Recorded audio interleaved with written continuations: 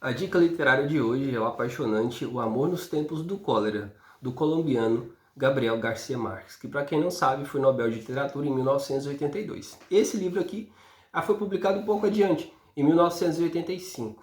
Da obra desse escritor, eu só conhecia o seu ápice, a sua obra-prima, que é 100 Anos de Solidão.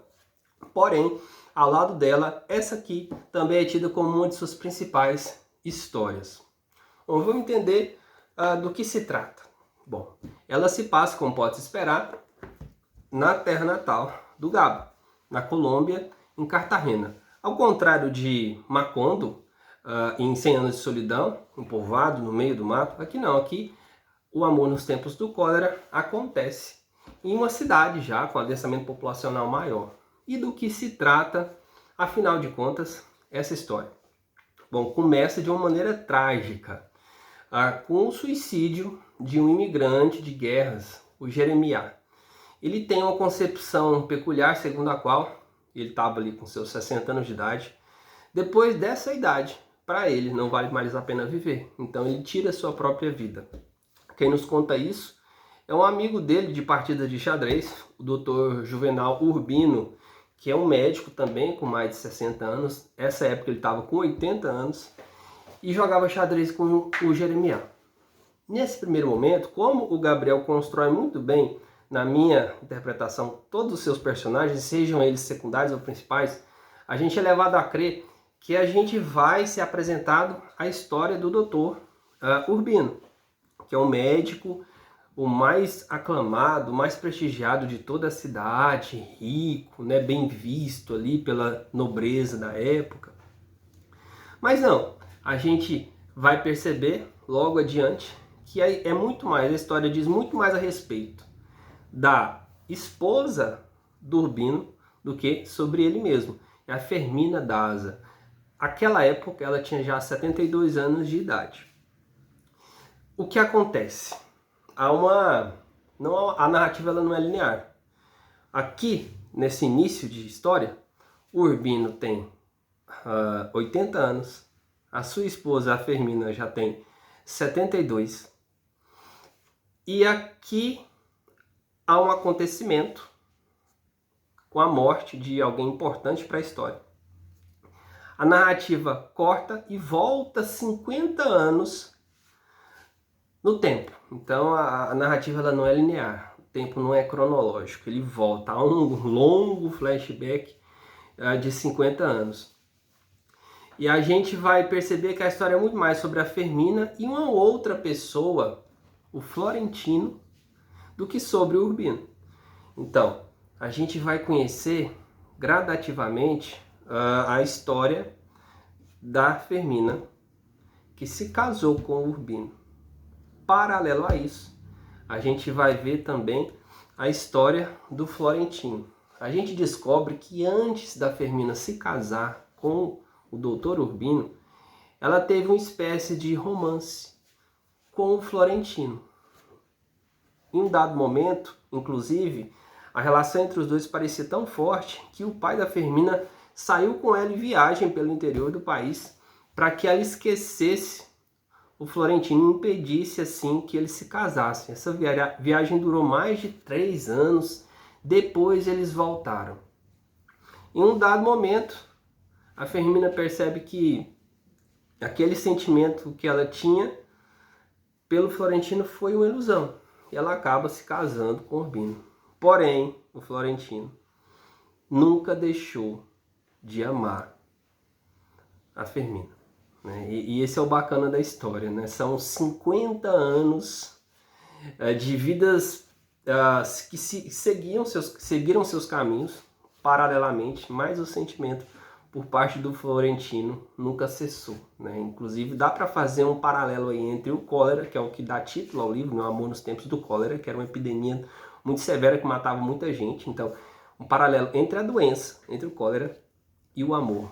Sobretudo do ponto de vista do Florentino, que esse amor se manifestava inclusive com reações biológicas. Ele passava muito mal, o intestino revirava. Então, o amor aqui é tido, inclusive, em vários momentos como uma doença. Então, há essa epidemia do cólera, né? Faltou dizer aqui da contextualização histórica. A gente entende que a história se passa entre 1850, segunda metade do século XIX e primeira metade do século XX. Há muitas guerras, né? As histórias aí do Florentino, da Firmina, do Dr. Urbino, ela se passa em meio a uma conjuntura de conflitos, né, de guerra civil. Então, esse é um aspecto também importante, né, muito embora secundário, que é o contexto de guerras, né, e o autor, o Gabo, ele não deixa também de criticar, né, esse aspecto, né, da condição humana, inclusive, do que de fato a guerra nos traz de positivo, quem ganha com isso, né. E para além disso, as crendices da época, porque muita gente estava morrendo de cólera. Cólera é uma doença infecciosa que estava matando muita gente, né? Inclusive o Dr. Urbino ficou muito conhecido porque ele fez medicina, foi para a Europa, se aperfeiçoou, ele se tornou um infectologista de renome. Ele foi um dos responsáveis, junto a seu pai, talvez mais ele que seu pai, por controlar essa epidemia do cólera. Então a gente vê também como a sociedade da época tratava essa doença que matava muita gente. Em um dado momento, disse o seguinte na história: a partir do momento em que se afixou o edito do cólera no quartel da guarnição local, começou o disparo de um tiro de canhão a cada quarto de hora, de dia e de noite, de acordo com a superstição cívica de que a pólvora purificava o ambiente. Não purificava nada, mas naquele contexto histórico, o avanço científico era tão pequeno, sobretudo naquela porção ali da América Latina, que a crendice, às vezes, e mais o desespero, né, fazia com que criassem superstições acerca de como combater o cólera. Bom, a gente voltou no tempo, viu que teve um início de romance entre a Firmina e o Florentino, que não foi adiante. Ela se casou depois com o Urbino. Florentino ficou muito mal, só que ele estabeleceu para si mesmo que um dia aquela mulher ia ser dele. E ele, como era uma pessoa pobre, não poupou esforço para se tornar uma pessoa de sucesso do ponto de vista econômico e social. Ele foi galgando cargos na empresa onde ele trabalhava com seu tio, uma empresa fluvial, de transporte marítimo fluvial. Inclusive, não por acaso tem um barco aqui no início da capa. O Gabriel Garcia Marques vai, em algumas entrevistas, resumir a história do livro como se ele tivesse buscado falar que não há um tempo certo para o amor, né? Ele vai falar do amor entre velhinhos, na expressão dele próprio, né? Então, eu queria destacar que para mim foi uma coisa que é muito meritória dele.